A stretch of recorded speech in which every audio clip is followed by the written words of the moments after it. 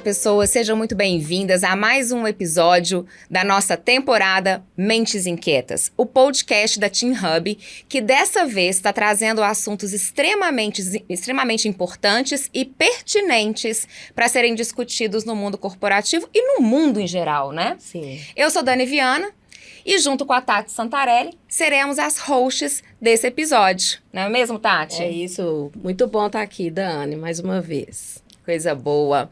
Bom, e a nossa convidada de hoje é a Letícia Santana, mulher, pesquisadora e que vai conversar com a gente sobre mulheres na ciência. A gente acabou de trazer para vocês o tema Onde Estão as Mulheres? E a gente achou que era super importante a gente falar sobre as mulheres na ciência. Porque muitas vezes, né, Letícia, a gente fala de recorte de gênero, programas de diversidade, de inclusão, olhando para a participação da mulher no ambiente corporativo, mas existem uma série de outros lugares e espaços que podem e devem ser ocupados pelas mulheres e lugares onde nós ainda somos meio invisíveis, né? Então, a gente achou super importante conversar sobre isso. Então, conta pra gente, Letícia, quem é você e como esse tema passa por você? Bom, é uma alegria estar aqui. Muito obrigada. Então, pessoal, eu sou pesquisadora em estudos de linguagens pelo Cefet Minas Gerais, pela Sorbonne Paris Nord.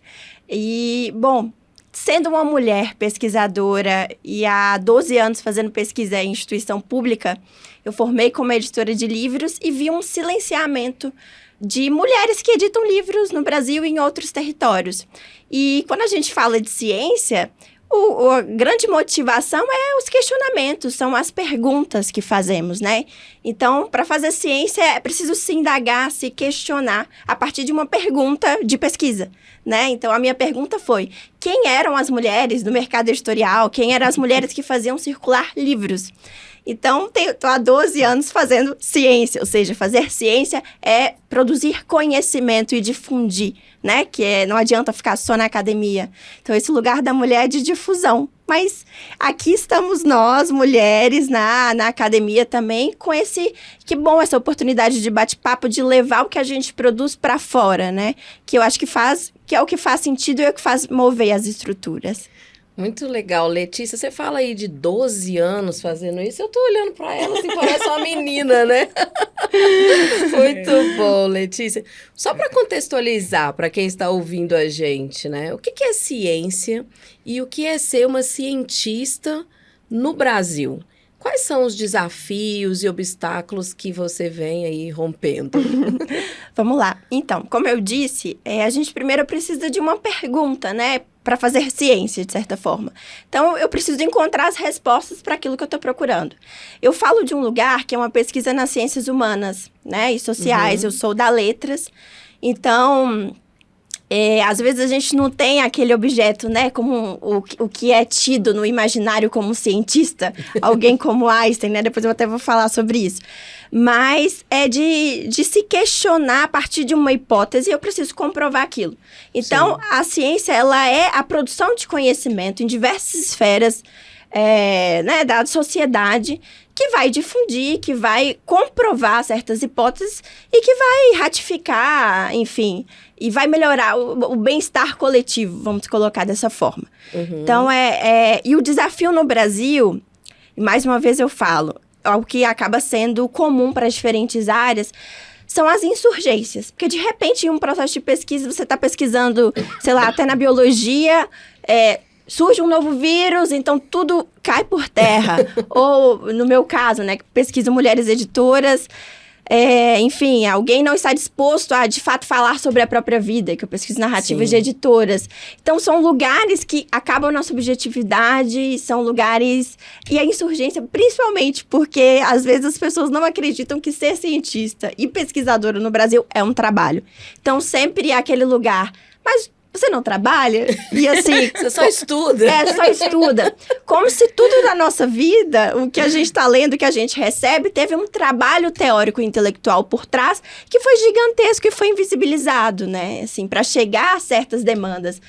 Você vê, eu gosto de citar a vacina, enfim, da Covid, começando aqui nos institutos de pesquisa brasileiros, com uma mulher à frente. Então... tá aqui. A ciência, ela faz parte do nosso cotidiano, né? Por que Sim. que a gente toma certas posições na vida? Porque teve ratificações daquilo, das nossas hipóteses, enfim. Legal. Letícia, eu fiquei super curiosa. Como que você entrou por esse caminho? Como você escolheu esse caminho? Por que você escolheu? Eu acho que eu entrei no momento da universidade pública, eu entrei em 2011. Queria uma universidade pública. Sim. E entrei em um caminho que faltava pesquisas sobre mulheres. Eu formei como editora de livros. E eu falei, gente, como assim faltam pesquisas nessa área? E outra coisa, eu fui incentivada, né? Eu tive bolsas de incentivo que me Sim. proporcionaram baixas, mas aí com todo o âmbito de privilégio da mulher sempre tem, né? Mais de uma função. Eu acho que a gente deve ressaltar isso. Se desdobrando em várias coisas, mas um afeto e um amor, assim, pela pesquisa sabe? Porque a gente fala que é até uma cachaça. Quanto mais você estuda, mais você quer investigar e ir à frente. Então, foi por vias políticas de incentivo mesmo, na universidade pública. Legal. E eu tive a oportunidade de estudar fora, tanto na graduação, no mestrado, no doutorado. Então, pude pesquisar em outros territórios e falar que o Brasil também exporta ciência, o que é importante. Sim. E então foi assim, foi uma motivação do afeto e política, né? Que legal. E Letícia, conta um pouquinho pra gente desses achados. Qual que é a participação da mulher na ciência? Você consegue compartilhar com a gente alguns dados, algumas informações históricas que são relevantes para esse momento que a gente está vivendo? Sim, muito. Vamos lá. Em fevereiro é comemorado o Dia da Ciência, enfim. E eu estava por dentro de uns números. No Brasil, 40%, isso é dados da Unesco, das pesquisas são realizadas por mulheres. E aqui eu tô falando em todas as ciências biológicas, naturais, enfim. Olha. Mas, quando a gente fala de bolsas de pesquisa, e aqui eu coloco o CNPq, a CAPES, que são agências de fomento, né, que estimulam a produção de conhecimento no Brasil, a maioria dessas bolsas, elas são voltadas para mulheres pesquisadoras. Mas a gente esbarra com um problema no final dessa cadeia, que são as bolsas de produtividade, que já é em alto escalão da pesquisa, que são majoritariamente por homens. Então, tem uma discrepância da quantidade de mulheres que estão efetivamente na pesquisa, mas quando legitimam a voz de autoridade para essas bolsas de produtividade, são para os homens. E tem um exercício, inclusive, para se questionar, em congressos a gente tem debatido muito. Provavelmente aqui alguém já fez trabalho de conclusão de curso, né? A famosa monografia. Por curiosidade, vão no final desses seus escritos e contem a quantidade de mulheres e de homens que vocês citaram. É batata. Assim, a quantidade de homens que a gente cita é potencialmente, exponencialmente maior do que de mulheres. Sendo que ciência é feita por mulheres, principalmente. Então, o que está acontecendo, né? Eu gosto muito de citar, e eu sou do campo das letras, né? Um texto maravilhoso da escritora Virginia Woolf, que ela se chama Um Teto Todo Seu. E ela vai dizer o seguinte, que os homens produzem mais porque eles têm um teto todo deles. Essas atividades, tarefas diárias, né, invisibilizadas de mulheres, são feitas, aliás, olha, tá vendo? De mulheres, olha só. Por mulheres. Os homens têm um espaço todo deles para criar, para produzir, para escrever. Então, é um lugar de desconforto, mas que deve ser debatido. Vou citar uma outra anedota aqui. Eu fui convidada para participar de um evento, e o evento tinha como tema principal mulheridades. E era para falar de um livro que tinha organizado, sobre edição, livros. E nessa mesa, 4 componentes, só eu de mulher. Num evento que se chamava Mulheridade. E aquilo me causou um desconforto e marca de um sexismo evidente, né? Claro. Na estrutura, inclusive, do próprio evento. E eu conversei e falei, gente, mas será mesmo que eu tenho que participar, passar por isso? E eu falei, não, é aí que eu tenho que entrar mesmo. Porque aí, como que foi o meu recurso e a minha estratégia? Eu comecei falando, bom, provavelmente eu tô dividindo uma mesa aqui com homens também que são pais, mas uma mulher deve estar tomando conta desses filhos para vocês estarem aqui agora. O que, ao contrário, dificilmente não acontece. Então, eu acredito que a recusa de certas mulheres de participarem dessa mesa é essa sobrecarga, né? Essa carga mental excessiva de trabalho, enfim. Então, foi o recurso que eu utilizei também para marcar a presença. Então, quando a gente fala também dos desafios, é esse. É romper certas estruturas e marcar presença onde é o nosso lugar, de fato. Sim. Imagina um exercício para fazer isso e existe uma dor nisso também, né? Olha só, você teve que gastar um tempo. Vou, não vou, vou. Eu não sei se outros fizeram esse exercício dos que estavam na mesa, né? Claro, com certeza. Porque você tem que se legitimar como mulher, como pesquisadora, sendo avaliada a todo momento, sendo interrompida, porque o que mais acontece é o mansplaining, man interruption, que é sempre esses homens, né, falando as mesmas coisas que a gente acabou de dizer, ou interrompendo a nossa fala. Então, os desafios com certeza são redobrados, assim.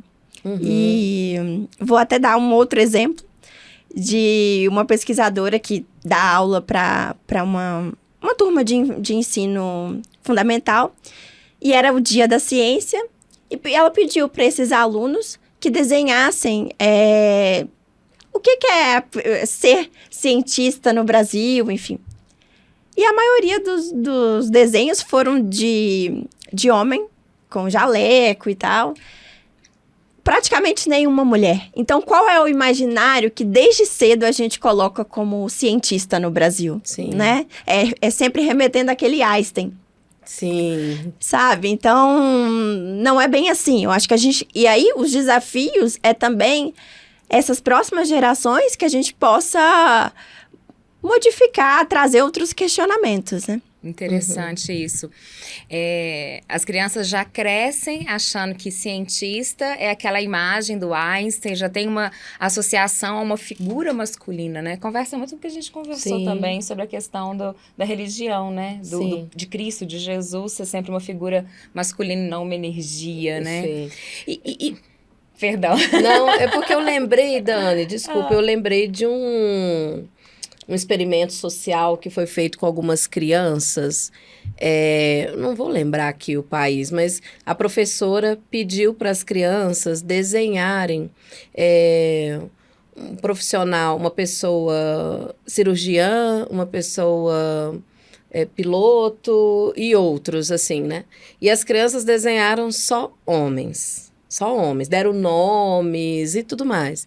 Quando a professora pediu para as mulheres entrarem, essas mulheres profissionais, tiveram crianças que falaram assim, não, isso é mentira, elas estão fantasiadas. Gente, muito forte, né? Nossa. Esse experimento, e mexeu muito comigo quando eu assisti, porque é mais ou menos isso, né? Não, isso é uma mentira, isso não é uma verdade. Isso está no imaginário, é uma estrutura que a gente sabe, uma estrutura cristalizada, de muito preconceito, né?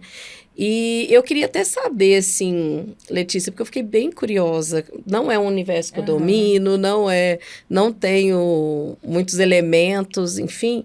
Mas como que você faz, enquanto mulher, para se proteger ou se blindar, para conseguir permanecer nesse espaço e fazer o que você faz?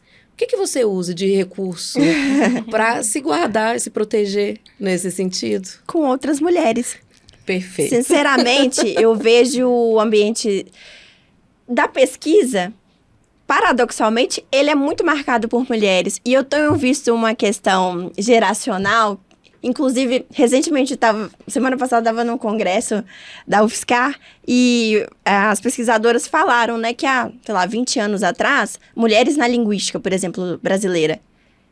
E a maior pesquisadora da USP estava falando, gente, nas minhas pesquisas eu não cito uma mulher. E ela precisou dessa mudança, por quê? Chegou uma pesquisadora nova para falar, sabe, interrogá-la. Então, o que a gente tem são outras mulheres. Nossa rede de apoio, a sororidade, né, que é essa empatia com relação a outras mulheres. Então, eu vejo na academia hoje um movimento de professoras minhas, enfim, se unindo a essas novas gerações para aprender com os feminismos, para aprender com o que a gente está debatendo, que está latente. Então, para seguir em frente nas pesquisas, é uma rede que a gente faz entre mulheres, Sim. grupos de pesquisa, e cada vez mais colocando a academia não como lugar alheio às situações cotidianas e alheio à comunidade, sabe? Então, é acompanhar essas demandas mesmo, essas urgências. Então, é um ambiente de resistência, né? Sim. Porque faltam incentivos públicos, mas temos várias perguntas que movem, né? E que a gente precisa responder. Sim. Bom, Letícia, ouvindo você falar, me surge aqui uma curiosidade. Eu queria entender um pouquinho da sua opinião a respeito. No mundo corporativo, a gente tem visto cada vez mais um movimento de incentivar a diversidade, a equidade, a inclusão, nos vários recortes, né? A gente pode pensar aí na questão de gênero, raça, orientação sexual, por aí vai. Para além disso também, diversidade em termos de pensamento, de pontos de vista, etnia. Então, cada vez mais essa diversidade de olhares tem sido requisitado pensando em inovação, em ambientes plurais, em ambientes cada vez mais fortalecidos por essa diversidade. E aí, quando eu ouço você falar, né, de que a pesquisa ainda é um ambiente tipicamente masculino, né, a maior parte das pessoas que a gente pesquisa, que a gente usa suas obras para embasar muitas vezes os nossos projetos são homens, eu fico pensando se de alguma forma, né, esses vieses inconscientes, essa estrutura, né, que já vem aí do patriarcado, pode de alguma forma influenciar, né, decisões que a gente toma baseado nessas, muitas vezes, materiais políticos, Sim. produções que eles fazem. Então, eu queria entender um pouquinho o que você entende. Como que você vê essa relação diversidade versus produção científica, impacto no mundo corporativo? E eu vou até fazer um parênteses aqui, Dani, porque essa pergunta, para mim, ela me toca muito, porque eu fiquei pensando aqui, gente, quais são os livros que eu leio, por exemplo, ou que eu uso como referência, por exemplo, no estudo da liderança. Eu vou chegar lá em casa e vou dar uma olhada. A Faça esse maioria... Nas minhas exercício. referências, vou fazer esse exercício. Porque a maioria, a gente sabe que são muitas as mulheres que estão falando sobre gestão das pessoas, que estão no RH. A gente sabe que tem um grupo grande aí de mulheres, eu não sei exatamente, a gente pode até pesquisar melhor sobre isso, né? Mas quando a gente fala de liderança, que são cargos de autoridade, quem são os autores que a gente está consumindo? Ai, desculpa, fecha Não, a parede, que porque eu bom. já estou incomodada. Que bom que, olha, Eu trouxe fiz um esse questionamento. Eu Você comecei a trouxe. fazer esse exercício aqui, foi justamente por isso que eu fiz essa pergunta, porque eu comecei a lembrar de uma série de homens, Exatamente. de livros de homens De que eu homem. consumo como material para dar sustentabilidade para os meus Sim. projetos, para os Pensa. projetos que eu conduzo. Pois é. E quando são homens falando sobre mulheres, de mulheres, quando tem tanta gente pra falar também, ainda tem isso. Vamos lá, Vamos Letícia. lá, Não sei se Letícia. você entendeu a nossa pergunta. Olha, inclusive a minha orientadora, a Mariane Pavot, que ela é referência em análise de discurso da Sorbonne, ela vai dizer do incômodo que ela tem com a palavra diversidade. Porque o que é o diverso? Quando, na verdade, a gente tem mulheres que, na verdade, estão... Não é a diversidade, sabe? Você poderia falar de indígenas, poderia falar de negros e negras, sem usar a palavra diversidade. Diversidade é como se fosse uma palavra da moda, Sim, sabe? sim. Modalizando um discurso que você pode diretamente falar sobre. Não sei se deu para entender, assim, Sim, mas é uma problematizar. provocação. É igual a ideia de dar voz, quando, na verdade, a voz, ela... Qual é essa amplificação, na verdade, que a gente tem que pensar, sabe? É ir além. Então, com relação a esse questionamento... eu percebo uma estrutura envolta e no mercado editorial, por exemplo, de um discurso que tenta incorporar o que a gente chama de diversidade, quando na verdade poderia ser ir além dessa questão, mas que fica no discurso. A prática, e aí eu falo no sentido corporativo, de grandes editoras que, por exemplo, de livros didáticos, que aí tem muitas pedagogas, que é um ambiente já envolto a essa gestão de projetos, enfim, com essas mulheres que são majoritárias nesse nicho, sempre os cargos de chefia são por homens. Isso é incrível, são dados, eu não estou falando esporadicamente. Então, há uma diferença no que é discurso, no que é prática, isso com propriedade para falar nesse mercado editorial. E a gente se questionar se de fato é uma diversidade, sabe? Eu acho que é problematizar isso também. Se é só para cumprir um protocolo, sabe? Para estampar eu vi, esses dias eu estava escutando até um podcast fulana é CEO de tal empresa. E aí, quando vai procurar quem são as outras mulheres, só tem essa, sabe? Para falar que bom, eu preciso incorporar mais mulheres, mas o que adianta se na minha base eu não tô remexendo essa estrutura? Sim. Eu fico pensando, porque assim, a gente sabe a importância do poder da representatividade. A gente acabou de falar aqui sobre esse experimento que foi feito com as crianças e que elas desenharam um cientista como sendo Einstein. Desenharam determinadas profissões com gênero masculino.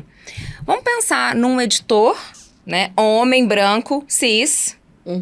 Que tipo de imagem, seleção, conteúdo ele vai colocar nos livros, né? Então, começa aí, né? A base da educação. Então, a gente tem nos livros... Eu comecei a pensar aqui nos livros que eu estudei, né? Não vou nem contar por quanto tempo, viu, gente? Começando a denunciar a minha idade. Mas os cientistas eram carinha de Einstein. Sim. Bombeiro, sempre homem. Sim. Né? E figuras de imagem de pessoas de pele branca. Sim, com certeza. Então, eu fico pensando assim, se a gente não olhar para isso de uma maneira intencional, a gente vai inconscientemente reproduzindo essas estruturas e cada vez mais mantendo essa bolha. Sim, né? Com certeza. E quando você fala de editores homens, brancos, é o primeiro questionamento que eu faço na minha tese. Tem um livro, chama O Livro no Brasil, 800 páginas. Vários editores homens brancos são citados. Uma mulher foi citada em 800 páginas, O Livro no Brasil. Gente, eu tô tão chocada com esse tema de hoje que eu vou dar uma olhada na minha biblioteca. Eu acho que eu tô reproduzindo esse modelo. Acabamos de tomar consciência disso. Acabamos de tomar consciência disso. Não quero isso pra minha vida mais, não. E aí, se a gente pensar no campo editorial, aí vamos lá pensar nos livros, né? Nas autoras, né? Nos ilustradores dos livros. É muita coisa para se pensar. E olha que interessante, você abre um leque, né? Eu falei só do editor, você tá falando do conteudista, do ilustrador. Sim. É gigante, né? É gigante. É uma Você tá estrutura chocada gigante. nesse... Porque eu tô aqui assim... Sabe aquela vontade de mandar uma mensagem pra quem tá em casa? Falar assim, tira uma foto da biblioteca aí rapidinho pra eu... Não mas é verdade. Eu estou extremamente incomodada. Preocupada, inclusive, né? Por conta do que a gente faz nas organizações, do que a gente leva. Então, eu e Dani, a gente trabalha muito com transformação cultural, a gente trabalha muito com desenvolvimento de lideranças, né? Eu quero questionar todo esse percurso, toda essa jornada que a gente promove dentro das organizações, o que a gente está utilizando como base, como fonte, base teórica e tudo mais. Eu tô incomodadíssima nesse episódio. Eu fiquei, assim, me questionando também. Porque a maioria eu fiz uma passagem rápida aqui na cabeça. Eu uso vários títulos, vários livros de homens. Eu tô lembrando aqui que eu cito Patrick Lencioni, a gente... E vai, né? Stephen Covey vai, né? Tu lembrei de Charan, Edgar Schein. Então vai. São Claro vários que homens. não é negar, mas eu acho que não é negar. De forma alguma. É só não reproduzir a estrutura, Não, e ler mulheres que foram além, sabe? Sim. O quanto que só com essa visão contemporânea conseguiram abarcar coisas nessas teorias que a gente não está circulando. A gente fica naquela visão do primeira edição que foi publicada do fulano, né? Mas tem mais, que vai além. Sim, E quando a gente fala de editoras, só um caso interessante. vamos lá. Eu fiz um estudo comparativo, de certa forma, né? Brasil, França e Argentina. E na França e na Argentina tem um caso que é mais de herança parental. Então, assim, mulheres editoras que herdaram essa função, né, laboral do pai. Mas, por incrível que pareça, as mulheres, elas aprenderam o ofício muito mais com as mães, que eram a alma da editora, do que com os próprios pais que levavam os nomes das editoras. Então, assim, o nome da editora é o nome do pai. Mas a função, ela é da mãe, que foi exercida, elas aprenderam com as mães. Então, assim, pra gente perceber, né, a discrepância de quem leva, patriarcado mais uma vez reinando. Bom, Letícia, nós somos mentes inquietas aqui, né? Enquanto estava falando, e com base na nossa fala anterior, eu fiquei pensando aqui quantos autores... Eu acabei de citar aqui, citei rapidamente 4 que a gente usa muito, né, Tati? Sim, sim. Como base para o nosso trabalho. Aí eu comecei a fazer exercício de pensar quais são as mulheres que eu tenho utilizado hoje com mais frequência no trabalho. Aí eu lembrei da doutora Amy Edmonds, que fala sobre segurança psicológica. Sim. A Brené Brown, Sim. que fala sobre coragem e vulnerabilidade. E aí comecei a pensar assim, o que esses autores, né, ou esses pesquisadores têm de diferente? A doutora Amy e a Brené Brown, elas trouxeram teorias e conteúdos que revolucionaram muito a maneira de liderar, porque elas trazem um olhar para a humanização. Sim. Enquanto, sabe aquela coisa de preencher as lacunas que ficavam pendentes nos outros materiais? Pelo menos para mim, é minha percepção. Não, aqui agora começou, minha filha. É a minha percepção. E aí eu fico pensando até na sua fala, não é negar, mas é complementar, é intencionalmente olhar os dois pontos de vista e formar a sua opinião, ou construir o seu conhecimento a partir daquelas duas visões. Porque as duas se complementam. Por que eu uso Lencioni, Brené Brown, M, Edgar Schein e outros pensadores? Porque eu acho que eles se complementam. E essa é a riqueza dessa amplitude de vozes, né, que você está trazendo. E que para o mundo corporativo é muito importante, pensando numa liderança que pensa em gestão de processos, indicadores, recursos, para essa parte mais de gestão mesmo, e para aqueles que pensam em liderança, no que diz respeito a inspirar pessoas, cuidar de pessoas, formar uma cultura. Então, esse equilíbrio, ele faz muito sentido, né? Por isso, mais uma vez, me veio aqui a palavra intencionalidade. Movimentos intencionais na busca de conteúdos para serem consumidos para formar as lideranças, fazer transformação cultural. Sim, Dani, eu tô aqui, assim. Viaja Letícia, você eu não entrou tinha aqui, pensado você nisso. fez tantas provocações. Uau. Eu acho que você gostou, né? Você tá gostando disso, Amei, né? tô amando, gente.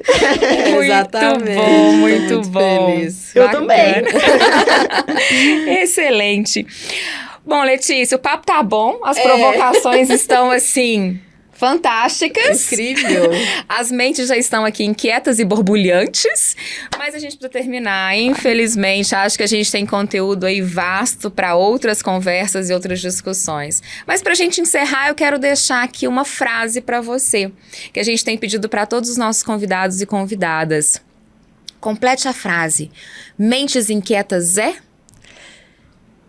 Remexer as estruturas, fazer ciência. Muito bom. Bacana, né, Tati? Muito bom. Obrigada, Letícia. Foi um prazer, uma honra recebê-la aqui com a gente. Obrigada a vocês, que bom sair só da academia e ir além, né? Esse é o objetivo. Muito Obrigada. bom, é isso. Obrigada, Tchau, tchau. Letícia.